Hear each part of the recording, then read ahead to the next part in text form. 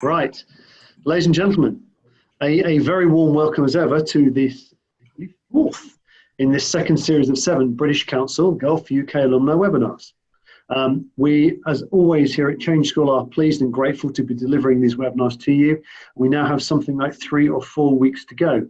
I particularly want to mention Claire Grandy and your country alumni network managers of the British Council, without whose efforts this would not be happening. We've got a lot of people registered as ever for this webinar from all 6 countries of the GCC. So welcome obviously to you all. As we go through the webinar, those of you that haven't been on one of these before, you may have questions you want to ask. If you move your mouse, at the bottom of the Zoom screen there, you will see a Q&A icon. Type your questions there, and at the end we will do our best to answer them in the time that we have. And I will keep an eye on those questions. I may not answer you straight away, but I will try and fit in as many questions as we can as we go through. You will also see down at the bottom a chat window. We use the chat window a lot in the webinar, as our host wants to make this as interactive as possible. And again, those that have been here before know that we try and do that, and we try and maintain the interactivity of it. So let me now introduce you to our webinar host today, Dame Mary Marsh. Dame Mary is non-executive director of HSBC Bank PLC, a member of the governing body of London Business School, and chair of the Royal College of Paediatrics and Child Health Board of Trustees. She was a founding director of the Clause Social Leadership Programme, where she led the leadership development of many leaders from the third sector, some of which I know personally as it happens. Prior to that, she was chief executive of the UK National Society for the Prevention of Cruelty to Children from 2000 to 2008. Welcome, Mary. Nice to see you. Thank you. Good to be here. And very nice of you to come back, since we did one of these in March as well for these lovely people. In fact, I mean, interestingly, since we last met, you've had something very interesting going on. From what I hear, you are asked by the NCVO, which is the National Council for Voluntary Organisations, following a summit with the UK government, to formulate the charity ethical principles. Could you tell me a bit about that? Yes, there's been quite a lot of concern in the UK about some serious incidents that came to light, of things that have happened with one or two charities. And it's a bit of a wake-up call to everyone, just to sort of be absolutely sure that we've all got the right approach to how we're conducting what we're doing in a number of areas. But one area that we thought would be useful would be for all non-profits to have a shared view of what the ethical principles were that we would use to guide us in the way we conduct ourselves in all of what we do, whether it's the work we do for our beneficiaries, the governance of the operations, the way we make decisions about our finances and investment, and indeed engage with volunteers as well as beneficiaries, people who help us, our donors. And it's been a really interesting, useful exercise, and it's been extraordinarily constructive. I've been very pleased about it. So we're at the stage of doing a revised draft after consultation now, and it should be up and about by the end of the year. Fantastic. That's fascinating. It's going to be very, very interesting, and see what it says. And it is something that is very important to the charity sector in the UK, and I hope others may be able to learn from your work. So without further ado, Mary, very much looking forward to what you're about to show us. I'm going to hand over to you. Thank you very much, and good evening, everyone. I'm really pleased to be with you, and I hope that this is going to be helpful to you to think about how you succeed when you're working in teams. And then later, towards the end of the session, we'll look about how you prepare to be a leader of a team too. So some of you will know me from the previous session, as you've just heard. And I do a range of work in all sorts of sectors. I'm very cross-sector. And in the last 3 years, really, mainly, I have been working as a non-exec on the boards of organisations. But what I do know is that whether I've been working with government, charities, in schools, with universities, or in business, I've I've always learned from the teams I've worked with and from sharing those experiences with others, which is what I hope we'll do today. So that slide gives you just a bit of a summary of the organisations I'm mainly with at the moment, some of which were mentioned to you already. And I'll be saying something about my perspectives that come from some of those areas in a moment. So I think it's quite good of us to know who's with us today and what your current roles are in what you're doing. And of course, you know, some of you will definitely be in teams now. Some of you may be leaders of a team. Some of you may be in your own business and so sort of self-employed. You might not have teams yet, but certainly if your organization is going to grow, you're going to need to have teams. So what we want to start with doing is get some input from you and to know, are you working in a team? Are you in a self-employed small business, so no teams, or do you lead a team? I expect you'll all be able to answer yes to at least one of those. Well, indeed. So I'll tell you what we'll do, ladies and gentlemen. We'll just do a simple poll here, actually, so everybody can click and we can all see the results. So I'm going to launch a poll now. So, and you can only put one answer. Are you in a team being led by someone else? Are you leading a team yourself? Are you in a small business that we can imagine is just a team because it's small, whether self-employed or in a small business? Let's see. Which one have you got? Which one is it? Oh, right, the vote's coming in. Okay, that's interesting. Very interesting, actually. There's very much there's a balance between two of them. There's a balance between two of them. Interesting. I just thought it was really helpful if we knew, you know, who's with us when we're talking about this. Yeah, interesting. We've got a few people in the chat window still as well. So Amani, Ahmed, Mohammed, have you hit the poll as well, or do I add those figures to the poll that we've got? Tell me what to do.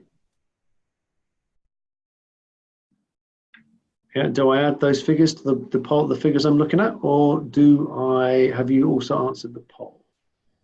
Amani, Ahmed, and Mohammed. They're not telling me. You're not telling me. They're not telling me. Right. I think that's all the votes have come in. The votes have been cast. Okay. Let's have a look in the polling and let's see the results. There we go. Can you see them? Interesting. So we've got quite a lot of leaders with us today, as well as people who are working in a team with other leaders, but just a small number of you who are in small businesses, self-employed. So there's plenty of experience of teams amongst you, which is good. And I hope we'll be able to help all of you at the end of this session to feel you've got some things to take forward with you into your work, working with your teams, leading your teams, and preparing for leading your teams in the future. Yeah. So what we want you to do today is we want you to be sure that you can make the most of the teams you've got now, but have a chance to reflect a bit on what works when you're in a team, what gets in the way sometimes. You'll learn from other people's experience and some contexts that probably are rather different from anything you've ever been in yourself, but interesting what you can learn from that. And then I think it is good to be ready for what happens when you move on in your role, in your post, in your organization, change organizations as your journey progresses. Because when you join new teams, then you'll have further challenges. And then, of course, you know, fundamentally for half of you already, leading teams, how can you do that better? And those of you who've not been leaders yet, how can we help you build on what you've learned already and be ready for that? So I think we're going to do, they're going to be, you know, these 5 words will be be there for you. You're going to observe things about what you see and hear about in other situations. We definitely want to reflect on what we see. And I hope you're going to learn from it. And then after today, I hope you're going to be able to go away and apply it and grow in the work you're doing. So it's got stuck and is not moving forward. Hang on. Sorry about that, it got stuck for some reason. Okay, so just to a flag for you, for those of you who missed the previous session when I was on the last program of sessions about life and leadership journeys. If any of you who missed that feel that some of the things that I mention as I go along that you actually would like to go back and follow that, it is available to you, and this is flagging up for you how to do that. So this was the framework I introduced you all to in the last session, and I gave you the framework for social leadership, which is what I created, Neil mentioning earlier, the Clause Social Leadership Programme that I set up to develop leaders for the non-profit charity sector. But actually, I've used this approach with public sector people, with lots of people in small private sector organisations and big organisations. You know, I've talked to some of the staff groups in leadership training at HSBC using this, and it does seem to help and work. So we're going to focus today on working with and through others, which is the outer black circle. We are going to need to pay attention to the challenges of the context you're in and being aware of the situation. But I think that we'll reflect on that. But the focus will be on the working with and through others. But I think the central yellow circle about you yourself, know yourself, be yourself, look after yourself. We'll come back to that as part of our reflections about preparing for leadership. So that's a summary of what I've just said for you if you need to look back on this later. So what can we learn from the examples that are going to follow for you now? And you know, how can we apply what we learn to other teams now and in the future? So let's start with a car factory. It's this particular one is Nissan in Sunderland, a Japanese manufacturer. I first visited car production lines way back, almost 50 years ago, when I was a teacher and took school students to see what was going on in a local factory. They were tough places to work. They were pretty dirty and dark and noisy. It was unpleasant, really. I think when I haven't been in Nissan actually myself, but I've seen a lot of films about it and heard about it. And instead of the structure that there used to be, where one person did one single thing pretty repetitively, now it's much more coordinated and definitely works on a cluster team basis. And when Nissan came to the UK in '86, they created one of the most productive car plants in Europe. It's highly, highly productive. And they used an approach to planning their production line and the work of their teams by continuous improvement, what the Japanese call Kaizen. And it was used by all of the workforce, whether you were, a frontline operative or a manager. Everyone was paying attention to that and making sure that people were making small, manageable, consistent changes, continuously improving.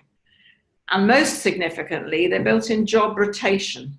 So everyone was trained thoroughly to be able to do several different roles so that the people could move around and do different jobs, which is often good too, because you don't have the monotony of doing the same thing over and over. But also it means you've got flexibility in the way you allocate people to the work of the plant. And it's good for everyone to be stretching and learning and developing. So one of the key things at Nissan was the just-in-time approach of the Kaizen framework. So that summarizes what I've just said. Just-in-time is key to the efficiency of the plant. But there is Kaizen. That's the summary of how that works.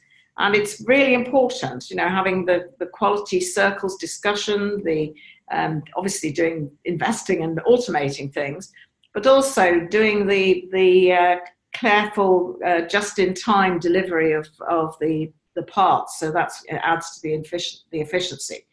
and making sure that all of your production is lean.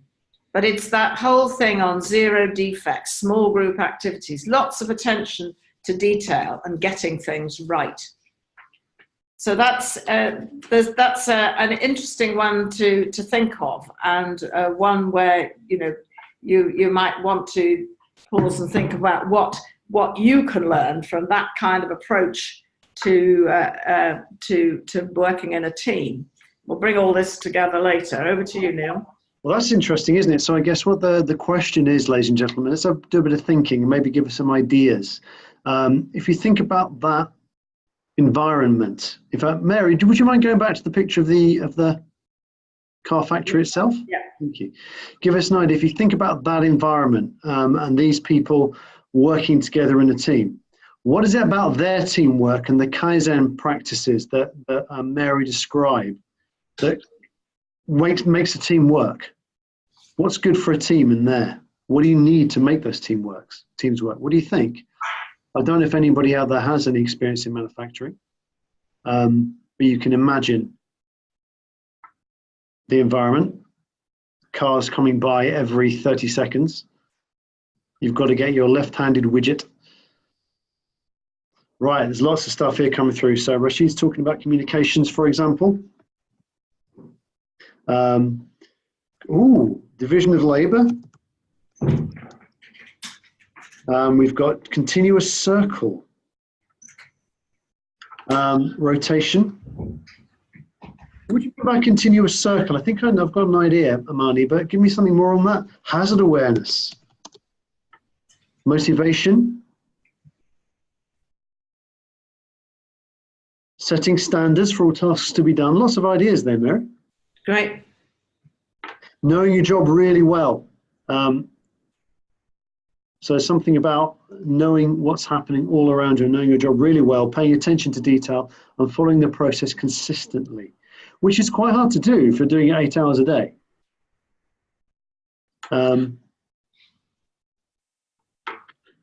Competent people, like this one, Sabine, a sense of purpose. Well-being. Okay, thank you, Manu. The team will not stop working as it will flow as a circle. That's interesting. Job rotation again, continuous improvement. Here's an interesting one from Olivia, though, who actually works for HSBC. Routine, monotonous jobs can be very stressful. Yeah. So hold on, so what have we had? We've had continuous improvement from the front line. We've had certain things that are important, such as safety, knowing your job very, very well, attention to detail, but also some things around routine, monotony, and how do we get past that? And there's something about purpose. Is there anything that makes you think there, Mary? Well, I think that idea of monotonous, repetitive working is difficult, and that's why having a system where you share some of those sort of tasks, in a team, and you rotate the tasks, can help a lot. I think that there are lots of ways you can structure the way things, because some monotonous things have to be done in some settings, but it's a question of how you plan to do that, and make sure that you've got good targets for the productivity. So and the team can share in achieving that too. And I believe, am I right in saying this was one of the innovations that Nissan came up with compared to, let's say, GM or Ford, that they shared those monotonous tasks around a bit? Yes, I mean, the big emphasis on training and competence to do a series of jobs, not just one job, was very innovative when they started in the mid-80s. And I mean, many people have copied what they've done now, but it was a huge change when it came in.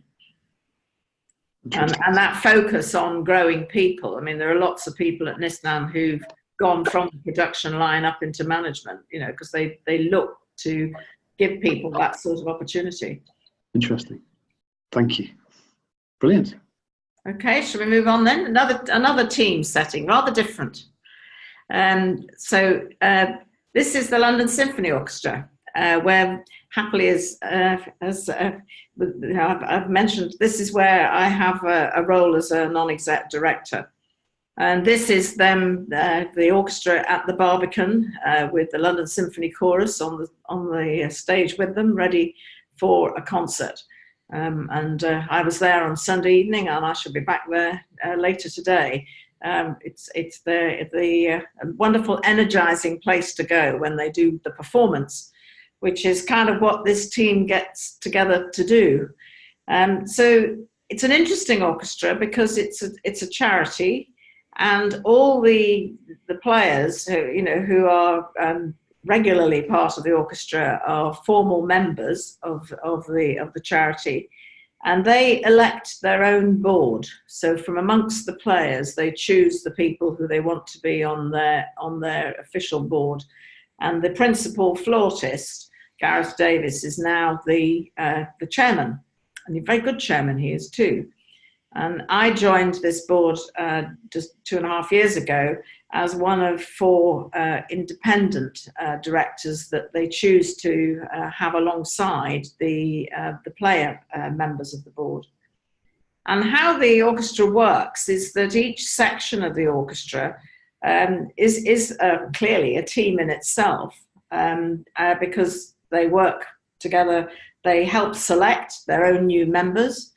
Although an interesting thing on sort of improving diversity, they now do those by blind screened auditions, so they can't see who it is who's playing to them when they're first deciding who they want to take forward to a trial period. And they do that selection of the people into the team, and then work with them, integrating them, inducting them into the orchestra.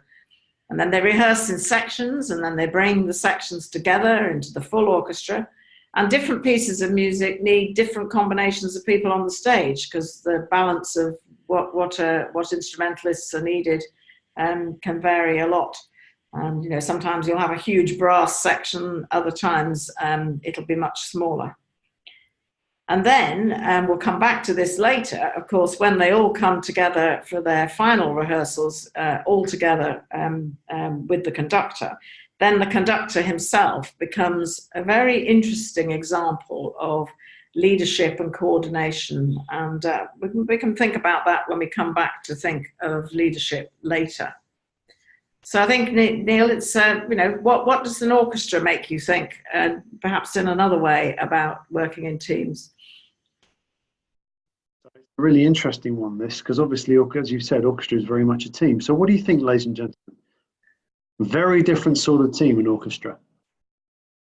But having to work together, and it's very, very obvious when it doesn't work, when you're listening to an orchestra and there's a guy in the triangle playing at the wrong moment. You can tell, right? You can really tell. So what do you think? What can you learn from how they work? Oh, so there's something about small units that are having to work so it's not just individuals, but even small units that have to work as a whole. Any mistake can affect all in this team. Very true, Amani.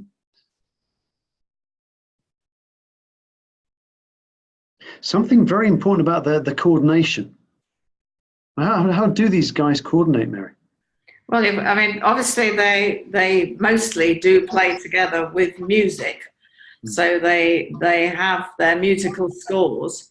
There are times when groups of people come together and play music without music. Because and a jazz band's a good example of that, where it's much more free flowing and flexible.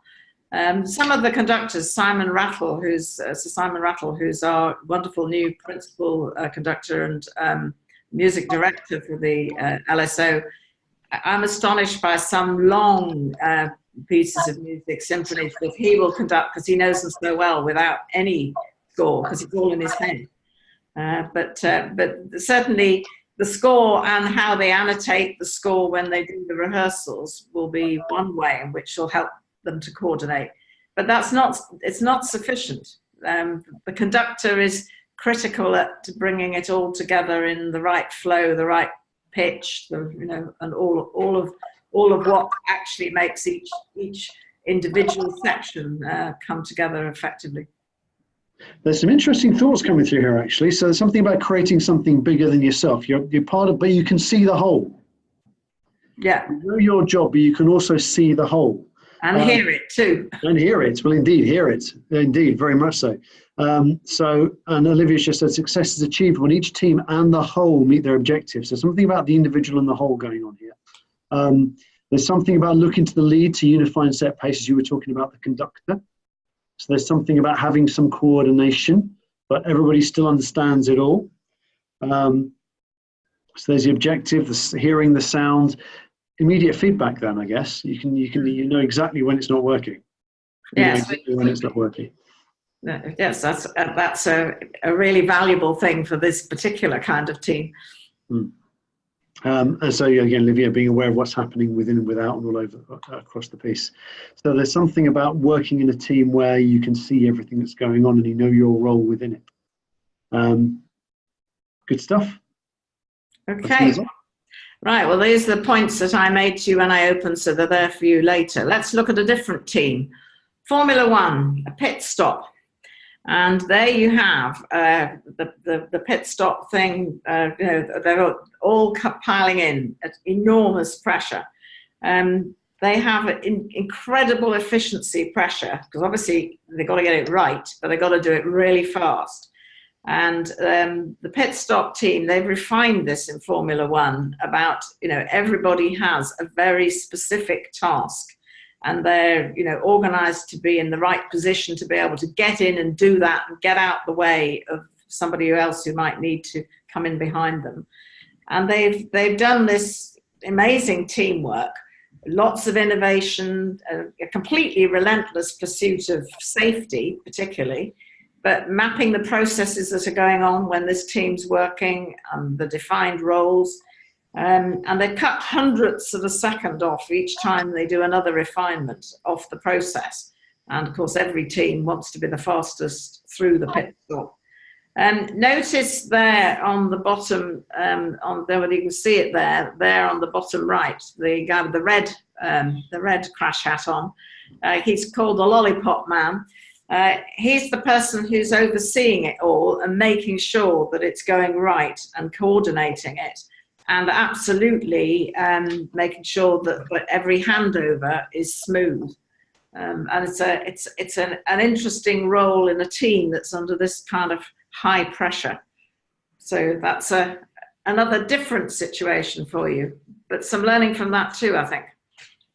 So that's interesting. So what do you think, ladies and gentlemen, of another very, speed, first thing, speed, specialists, highly competent, continuously seeking refinements. Wash, rinse, repeat.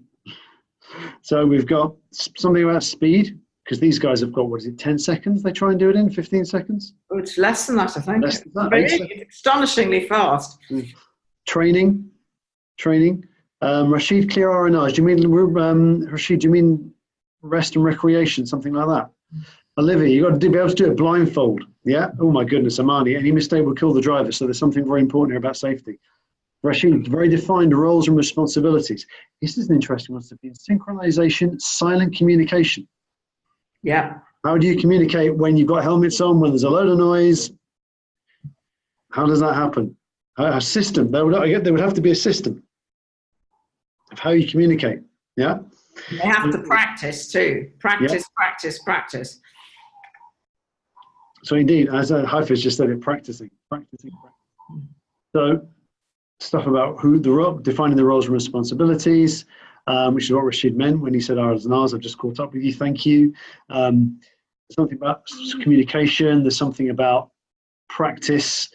There's something about training. There's something about specialisms, and yet in a team. That's an interesting one. Specialisms in a team. So that you've got, not everybody needs to know how to do everything, but somehow the team needs to know how to do everything. Yes, and you couldn't have complete rotation across all those different roles, but some of them may be able to rotate. And for those of you that were at Gurpreet's webinar last week, when he was talking to you about Strengths Finder and understanding your strengths and how that helps you fit into a team. So not everybody's going to be the lollipop man, not everybody's going to do the left wheel nut. You just need to find out where you are in a team, and that was very much one of his messages. Super focus. Oh, blimey, really? Sabine reckons the record for this task is under 2 seconds. As I said, it's definitely well less than 10. I think it's because she could be right. um, so, hi, Reem. Yes, no, we're asking the same question of each of these 4 pictures, and we're simply saying, what is it that we can learn from each of these teams? So we're now looking, Reem, at a Formula One pit stop and how all these guys do a different role, and yet somehow the car gets turned around in a couple of seconds. That's where we are. Reem lost her connection for a bit. So Okay. Right. Okay. Being ready. Target. Oh, that's an interesting one. There's a target time. There's a target time. And Sabine, yes, I know Mark Jenkins very well, and I've done his case on this sort of stuff. Sabine's pointing out Mark Jenkins's case from Cranfield on this. Right, fantastic. Agility, excel at what you do. I'm going to hand you over back to you, Mary, from all those fantastic answers to go for number 4. Okay, so there's your summary of what I did to introduce it again, but here we're going to somewhere completely different. Agile working, like in tech companies, but not just in tech companies, because I've seen this in action in parts of HSBC, where there's groups developing some of the new tech apps for banking, and there are many other examples in all sorts of companies, and not just the obvious one of Google, but Google certainly is one company that introduced these kind of more flexible spaces to work in, and teams that work in different ways. And they're often cross-functional, lots of self-management as a group, a lot of flexibility about time and where you're actually doing whatever you're doing to contribute to the team, the roles you have. There's often sometimes of digital makes it possible because you've got lots of cloud sharing, and so you can be working on the same thing but in different places at different times. And then you get these different dedicated group spaces. So there's another example of one with a good shared workspace, but lots of pinboards, whiteboards, and that sort of thing, brainstorming. Stand-up meetings, interesting thought that when you, and I have used them myself, that when you do standing meetings, particularly at the start of the day, you can do them much quicker than if you do sit-down meetings. It's amazing how that can work.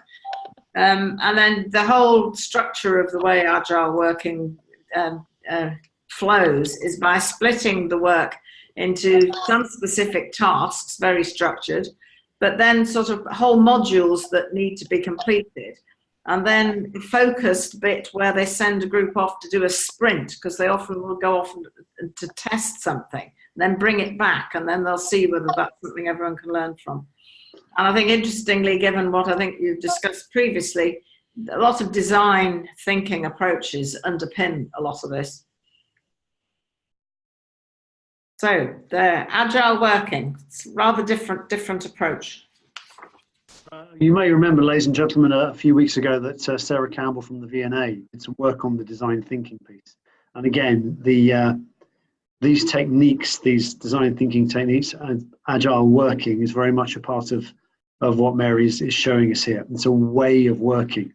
It's a way of coming together in different spaces, using different techniques, using post-its, using boards, using whiteboards, registering and then recording everything as you go. Moving around a lot, physically moving around, which helps your brain move as opposed to sitting down all the time. Physically moving really helps it work. So here am I giving lots of ideas and answers. We've got a question.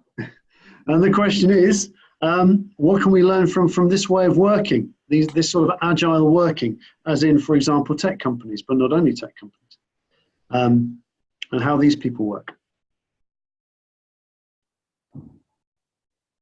Bit of thinking going on. Bit of thinking going on. It's a bit different, but it certainly works. Yeah.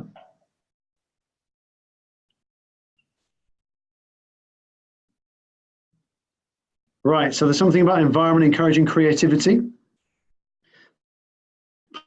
Places to be quiet and play. There's something about openness and inclusive approach to generating ideas. So there's something about generating ideas here. which I guess is part of what the purpose of this part is, isn't it, Mary? Because Well, absolutely, because there's that whole thing about tasks and then getting people to go and test things and then bring it back, and the kind of the focused sprint approach. So a group really dig into something, but do it really quickly, so you can see, is this a direction we should be going in, or is it just completely wrong? And then we'll just rewind back and go start again. But it's just that not everything having to go from step 1 to 2 to 3 to 4. That sometimes you can go backwards and forwards a bit to get it right. And then you sometimes at the end, you've got something that's altogether better than it would be if you'd done it in a straight line. There's also an interesting point here about getting rid of what is time wasting. So, for example, not in terms of people wasting time, but things that waste people's time. Yeah. So, for example, their work is saved electronically, so it's faster. It's all there. It's not getting in the way. That because you're coming together as different people with different talents, then you're not wasting time in silos trying to get the cross connections and getting around the organizational barriers as well. There's something here about the creative thinking people are talking about, on how working together in groups and the sort of brainstorming and creative techniques are facilitated by this sort of environment.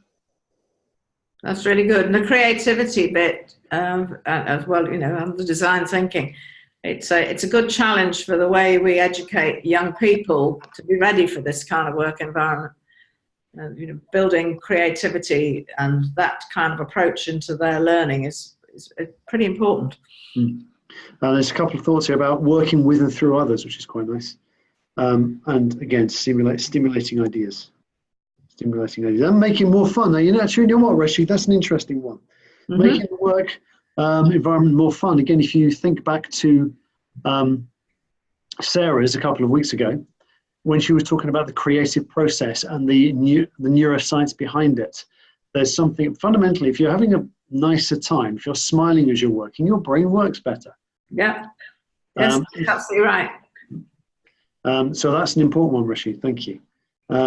Cool, good stuff. Yes, I think that point of enjoying working in a team is a challenge for us in every setting, actually. So how can you make at least part of what you do together enjoyable? Indeed. So where do you want to take this now, Mary? Shall we? Well, just to summarise a bit, and then I've got an example about some of the cross-learning that has been done. But I think that, what we've seen here with these, that's the summary of what I said at the start. So, what have you learned from these examples? You've done that one at a time. We've had the car factory, flexible working. We've had the Formula One pit stop. We've had the orchestra, specialist roles, and the agile working and the open flexibility. And it's interesting. So the question really, just to pause and think about, is, you've been thinking what you've learned from each context. Are the things that you think that other teams, not in different situations, what they could learn from these examples? Anything that comes to mind for anybody?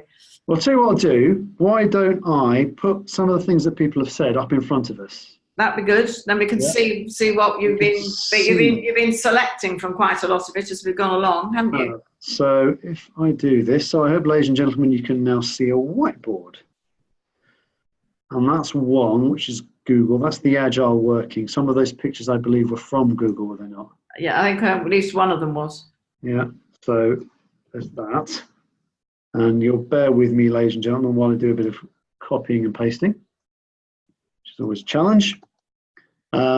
Then we've got Formula One, which I'm going to put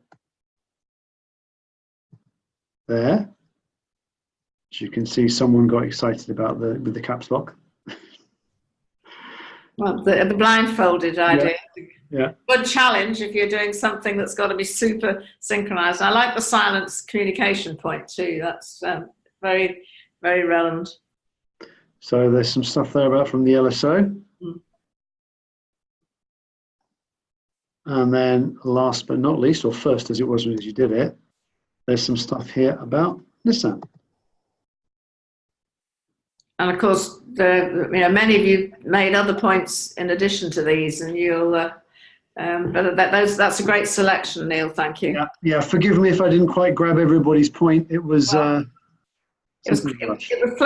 points flowed very fast, and I think you've caught a good range there from each of those four, which are inevitably all four are very different contexts, but there are still some common themes too about the way you work with each other.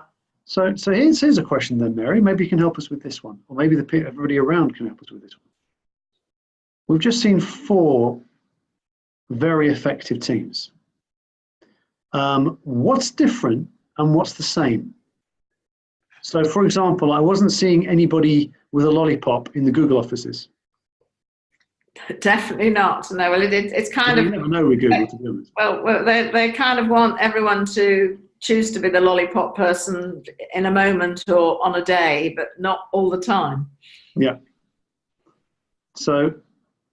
And I suspect they have some lollipop people, but they're not. They don't walk around with a placard saying that's who they are, but that's actually what they're doing, because they will need to coordinate a lot of what goes on to make it work. Indeed. So, and what do you think, ladies and gentlemen? What's different and what's the same here? Well, what is it that we can look at here? So that's interesting. So we've got from Olivia, for example, common areas, collaboration, high quality outputs, individually and collectively. Something about collaboration, which I think is important across these. Sabine, same. People, passion, dedication, commitment, hard work, ethics, achieving, and the bigger picture.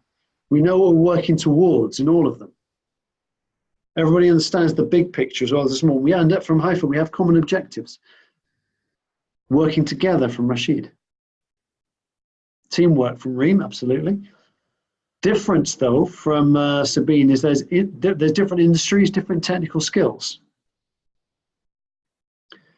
Different industries, different technical skills, but everybody knows what they're working together and then they know what they're there to do. Rashid, clear vision or scope, so we all know where we're pointing, all know where we're going. Nice one, Alvin. Sharing information to achieve common goals. That sharing information, we had silent communication in the Formula One, I think. Difference is style and culture of working. Process orientation versus flexibility and creativity. So you're not going to be making up new ways of doing Formula One, putting a wheel nut on when you're putting a wheel nut on. But you might do when you're practicing it beforehand. You might allow people to come up with ideas of how to do it differently. Yeah. But once you've decided how you're going to do it, then it's clockwork then until you agree to change it. There's quite a few. So Bala Murugan is talking about equality in the team. True, actually, I didn't see much hierarchy going on there. Would you say there's hierarchy in many places? There are often, in some teams, you get things about, who's been in the team longer than others, and people are less good at including newer people, whereas actually they should be using them to be the focus of some good challenge. Often the way, actually, but when a team's been there a while, this is the way we do things. You need some new to challenge it, don't you? Which is hard to do. When you're new in a team, it's really hard to do. I think we'll come back to that shortly, but it's the sort of thing leaders can enable. Yeah, indeed. I always used to say to new people who've worked with me is that, I want you to make the most of this time when you're coming in from the outside in, to let us know how you saw us from the outside, how you see us when you arrive, what strikes you as odd. Really want that dialogue, because it all helps you to think about and not just assume that you're doing things for the best, which is the mindset you can get into when you've been together doing something for a while. Right, there's loads of other thoughts coming through here, so let me just give you a few of them. We've had, Ahmed has talked about there's a difference as well of dealing with people versus dealing with machines. Maybe there's a balance there, depends what you're doing. There's something from Mohammed about getting competitive edge through putting it all together. Haifa, there's something very different through some of these about the work environment. There's hazard in some, for example. There's not many hazards in Google. There's quite a lot in Formula One. So there are differences there. How subunits are organised, specialists. Safety is obviously a big issue for Nissan. They want the cars they assemble to be safe. And here's an important one here, Ahmed. Relaxed environment against being under pressure. That's an interesting one. Interesting from Rashid, some industries are more rigid unlike others, which may be more flexible. Something maybe about a culture of an industry there as well, which is maybe something that's up to you to maybe change when you're in a team. Right. Nice one. Leader's role is to oversee versus unify. Levels of pressure are different. We'll come to that, I think, won't we, later on?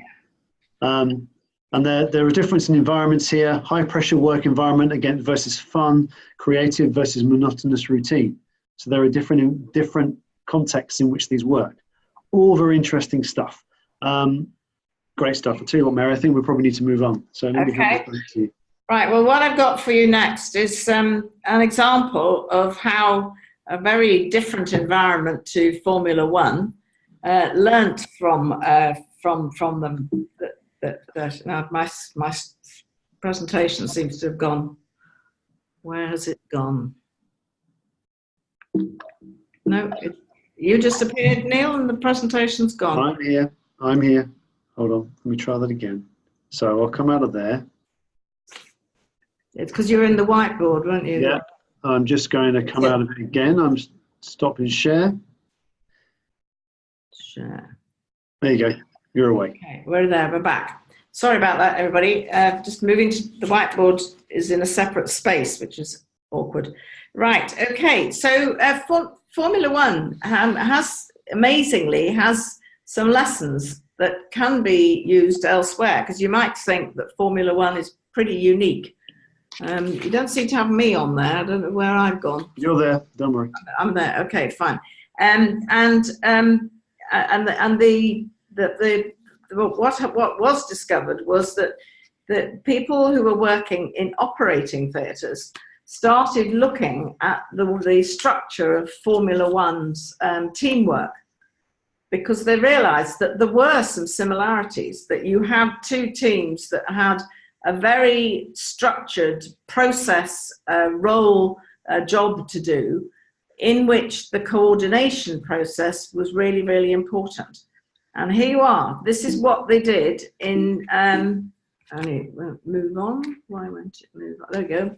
In Formula One on the left, and the operating theatre at Great Ormond Street Children's Hospital in London.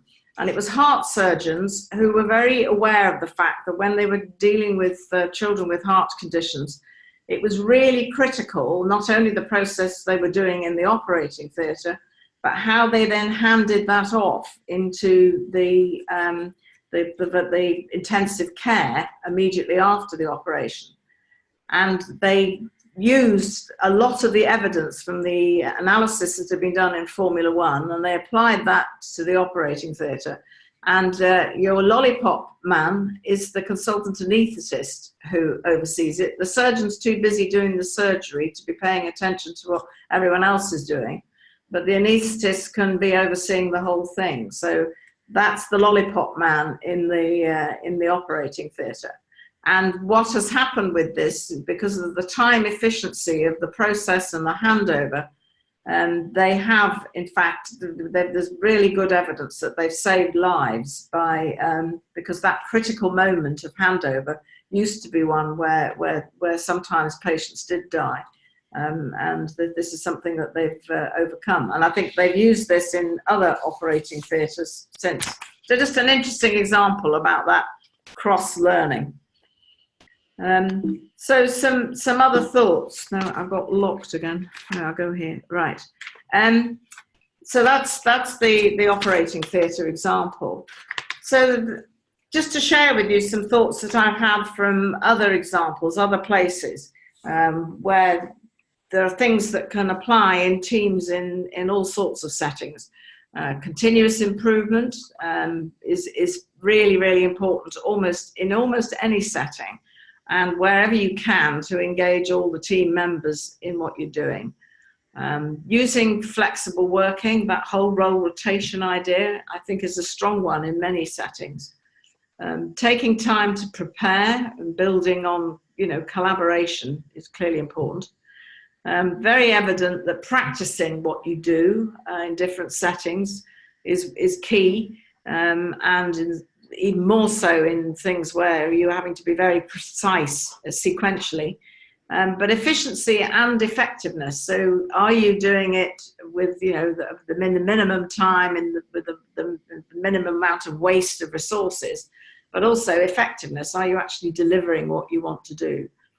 And what the doctors did in the operating theatre, they did some really detailed data analytics on the process mapping of what the pit stop process was, and then took that approach and applied it to their own situation. And obviously using digital gives lots of opportunities for flexibility, and we should all use that as fully as we can where it helps. And I'll just keep repeating the importance of design thinking, because I think it is something that has been recognised certainly in the last decade, if not longer, that has wide application beyond the sort of formal disciplines that would think of design as being a driver for them. But of course, the key to teams is people, and we've all got to have the best people. You want diversity in your team, but I think it's quite good to use the team to help with the recruitment. I think quite often people don't do that. You don't meet the team until after you've been recruited, but I think it can be quite helpful when you're selecting people for the team to involve the team in the recruitment process. And that's, as I said, is what the orchestra definitely does. And then one of my mantras in the people space is that whenever you're trying to find somebody for a new role, whether it's an internal move or it's you're recruiting externally, I always want to look for potential. Yes, it's good when people have had relevant experience and skills and all the rest of it, but nobody's going to come in with all of what you want. And anyway, you actually want somebody who's going to grow and maybe be a bit different to the context where they have been.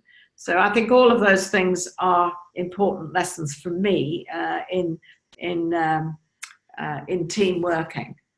So I think sort of things to take away, always strive to improve, build in flexibility, build in training and development.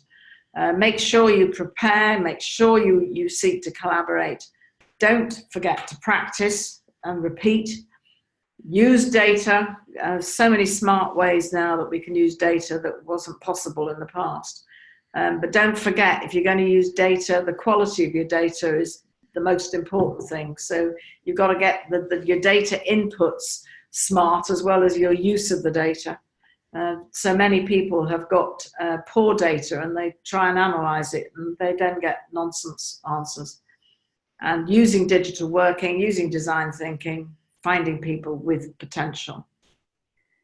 And then just some other things from me that I've read about or in other research that seems to be pretty critical in the way in which teams can work. Open communications, a lot of trust is important, people feeling interdependence. Really important that the group dynamics are good. If you've got any conflict, it's promptly dealt with, and it's dealt with in an open way, and you resolve it. Nothing worse than difficult relationships building up in a team. You need to get it out in the open and find a way through it. And people have to understand that everybody works in a different way. So you've got to understand people's different working and learning styles and realize that's why, some people can't take it all in one go. They need to go away and think about it before they've absorbed it, or go away and read or look something up in a different way, and then they can apply it. Other people think that, things, just because I've said it, you've heard it, and that isn't necessarily true. So think about working and learning styles and really be clear about strong sense of purpose and goals. That's how you get to deliver. and then just keep track of how you're doing. I mean, you know, we don't all have the pit stop seconds to count, but we have other ways of tracking. So any new team, this is a classic and very old, but still works. Whenever you come together in a new team, you start off together and you form, and you can feel quite good about yourselves at the beginning. And then very rapidly, a forming team will have a period of storming. And you can see, you know, you're not performing very well when you're storming, but you need to storm to find out about each other. But obviously, you don't want to go through that trough of not very effective working for long, because then if you work together and you're well led, you'll come out of it and you'll norm on together into the ways of working, and then you will be able to deliver. So this is, you know, a whole range of things around teams, and that theme that we've had since the beginning when I started with you, it's all about working with and through others, as one of you reflected just now, and being positive in your contribution to team working. But critically, all good teams need good leaders. So that's what I want to move on to. Anybody got any concluding points, Neil, you want to make, or shall we just move on? Well, I think what we'll do, Mary, is just move on, but I think it's quite an important last 5 minutes that we have here on team leadership. So I'd be interested, actually, I know there was a question you were going to ask before we gave them some different ways of leading your teams. Here's the question that I'd be interested in the master answering, which is, ladies and gentlemen, thinking about different team leaders and different leaders that you've seen, is there anything from those leaders that you think you maybe want to copy? Anything that you think will be good? Anything that you think from different leaders maybe that you have now, or things that you think have worked for yourself as a leader? Anything you think will be a good thing for people to know? It's a very important one there from Haifa, which is kindness. Very important one. There's something about that human relationship. Mentoring, I love it, Bushra, that's important. It'd be interesting to talk about mentoring it longer and think about what that means. Tolerance and kindness again. Treating equally, Haifa, thank you. Muhammad, tolerance and kindness. Very human, these, which is really nice. Sabine, the best leader I've ever seen was simply a people person. Nice. Very good, very good.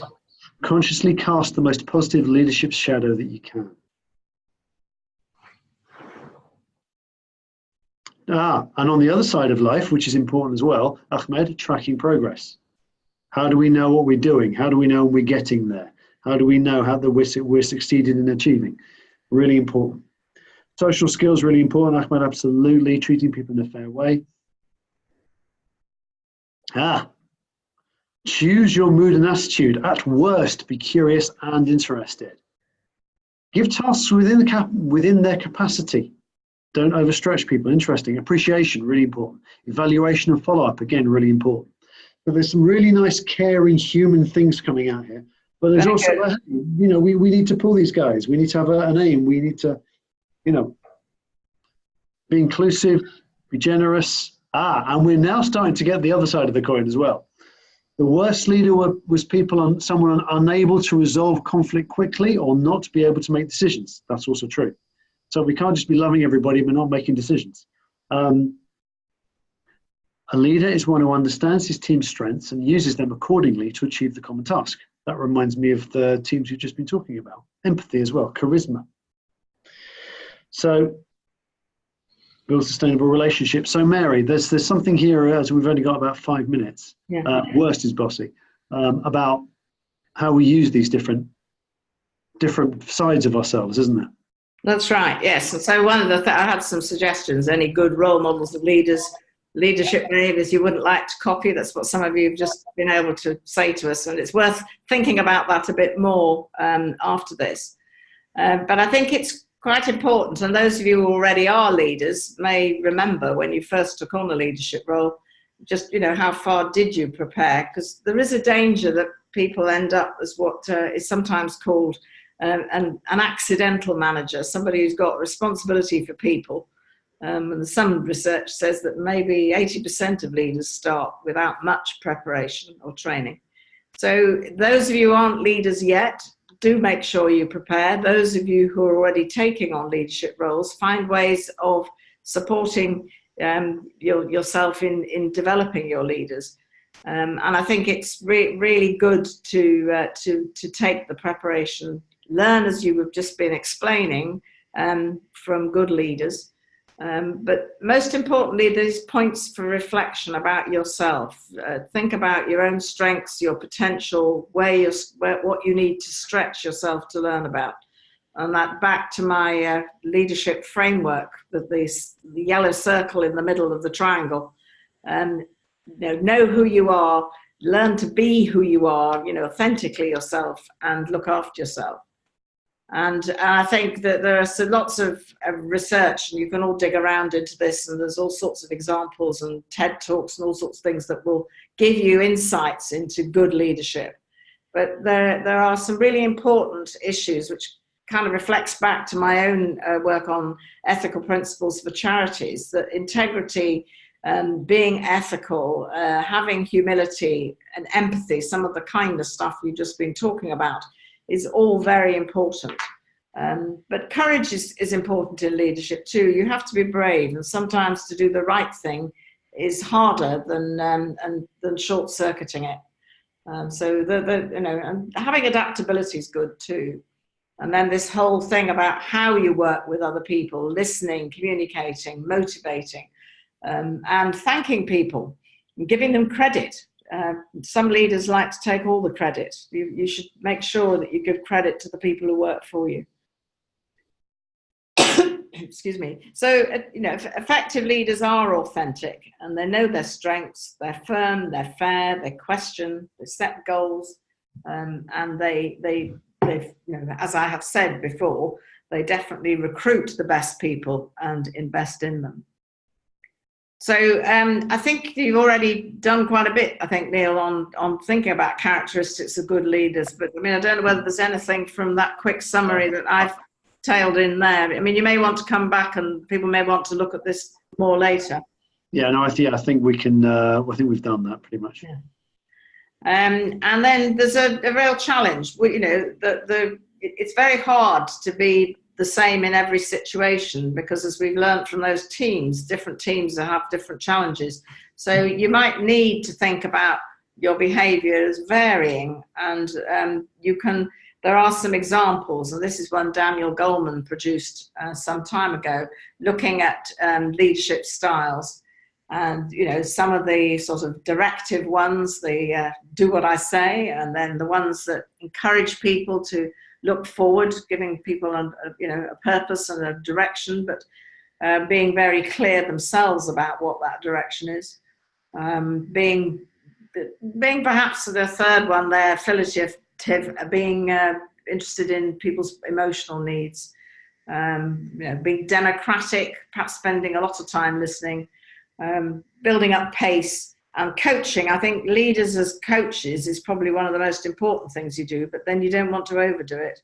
And you can look later at this slide, which shows you what situations actually might require you to be direct dictatorial. Well, maybe if there's a fire and you've got to put it out, that's something where people need some pretty clear direction to make sure that it's done fast. And then there are times when being democratic can go round in circles, and not because there's no sense of direction.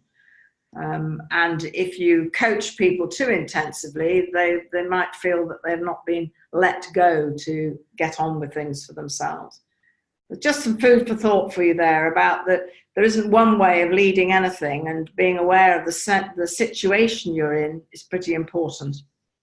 So different situations and challenges need different responses. Sorry. So that's what you need to adapt your leadership style to do. Sorry, indeed. And there was something about the teams that you showed there earlier, and about how you've got a very, very tight situation when you're changing a wheel nut in 2 seconds, which will be different from, it starts to explain the differences from there, and the different situation that's there, and the situation you might have in a Google office where they're trying to be creative, and using those different techniques the same leader using the different techniques in the different circumstances. Yes, and different people, because of their learning styles and you know, how they want to work, you may need to approach different people in your team in different ways to get the best out of them.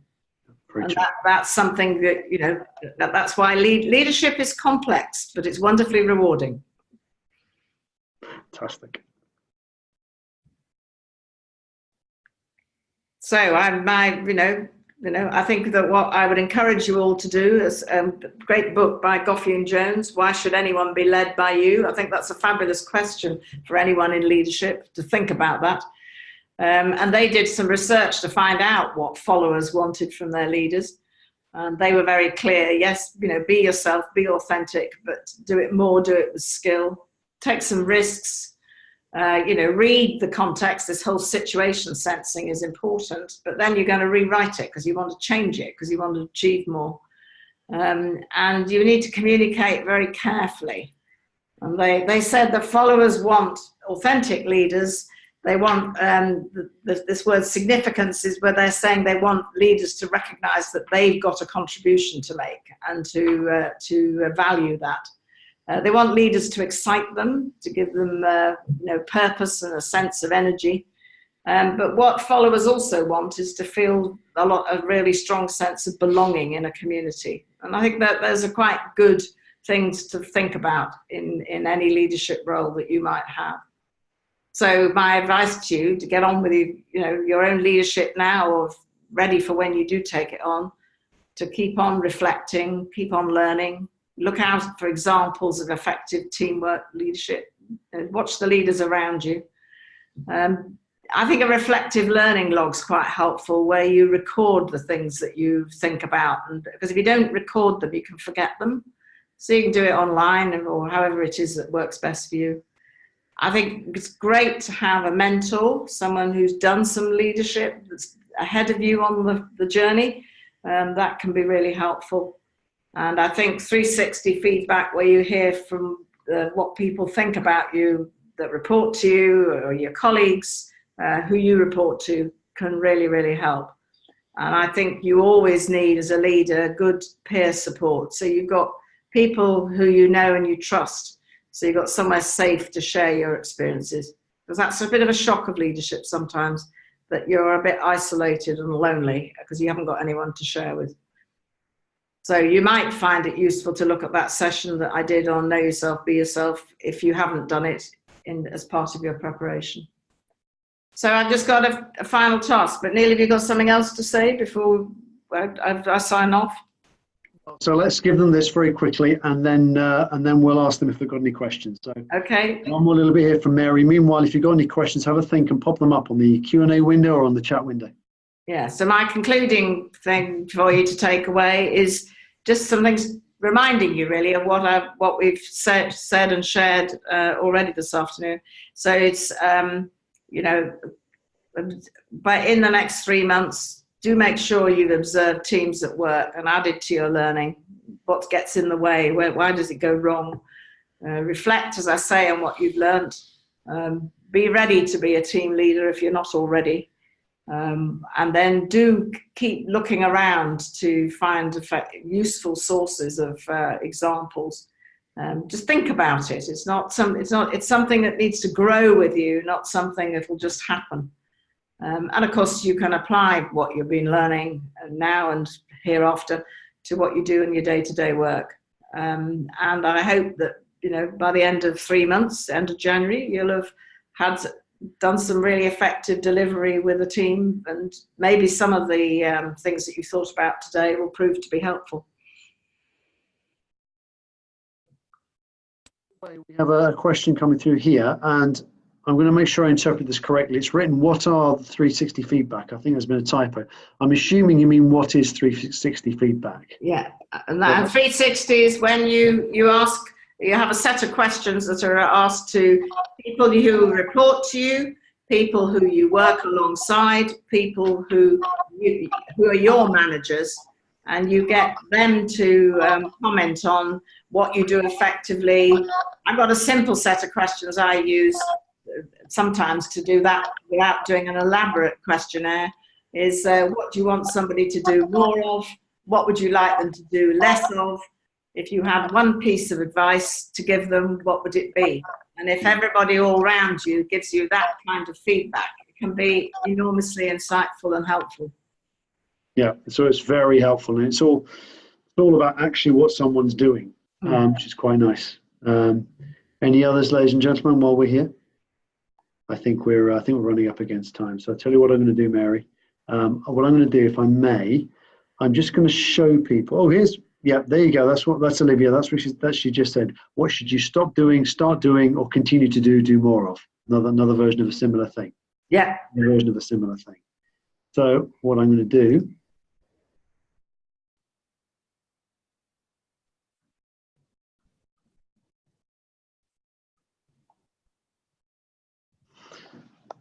As we finish, ladies and gentlemen, that's what's coming up next. Jeff Skinner, doctor at London Business School, and he's going to talk to you a lot about what to do before you write a business plan. And it's a very interesting talk because it'll join up nicely with what Sarah was saying, and then also what Steffi from March was saying. It's a very interesting one about what you do when you're trying to push a business idea. Following him, Professor Julian Birkinshaw, a man who is in the Thinkers 50, the global Thinkers 50 list, talking to us about how to become a better manager. So what we've gone over a couple of weeks ago, we started talking about career and individual. Mary has now just really helped us think around being in a team and starting to move to lead a team. There's a progression here in employability. And now as we go through, you'll then become a lead team leader and a manager. And that's what Julian is going to start to talk to us about. So as you go through your career, we've got a webinar for you. Fantastic. So you can find all of them there, as always. So you can snap that QR code and it will take you right to the website, and it'll tell you where you can register for all of them. As I know, many people here have. Some people have just gone, you know what, I'm going to go to all 7. So they've registered for all 7, which is lovely to see, and thank you for doing that. So I'm going to bring it to a close here, if I may. Mary, thank you again, second time you've done this for us. Thank you very much for all the time and the effort you've put into designing and delivering this webinar and talking to everybody here to help their employability and help their team skills. It's been fantastic. Can I just thank everybody for their contributions? They've been brilliant. Oh no, isn't it fantastic? Isn't it lovely when you've got all these conversations going on? And again, as always, thank you very much to the whole British Council team led by Claire and all the people that you know work on, deliver and make happen all the network events in all the 6 GCC countries. These are the people that we rely on to make this sort of thing happen. Most importantly, as ever, ladies and gentlemen, as Mary has just said, thank you. Thank you for coming to the webinar. We're really grateful you've come, and I hope you have had as fantastic a time as we have. And thank you for being such active participants. It really makes it great and makes the whole thing for us. And I think for everybody else. So we're very excited. We're very excited about the webinars that we have coming up. So hopefully you can click on those QR codes and register for the ones that are coming. And as ever, we'll be pushing out the messages through Twitter, through Facebook, through LinkedIn, and through the emails that you'll be receiving. If you've registered for them all, apologies, forgive us for getting the emails again. But you can imagine we're just trying to get the word out to as many people as possible. As ever, within 24 hours, there will be a recording of this webinar up on our learning environment. And again, as always, if I may ask your indulgence, that we'll have an email to a 1-minute survey. Thank you to the 24 people that answered last week's survey. That was really helpful to give us some feedback on the webinar. We've already done some interesting thinking and done some learning based on what people have said. And it helps us to see how much you've enjoyed it and how much we can help keep these webinars fresh and enjoyable for you. So thank you very much, ladies and gentlemen. Thank you for sticking with us. Thank you very much for attending, and have a very good evening. Good evening.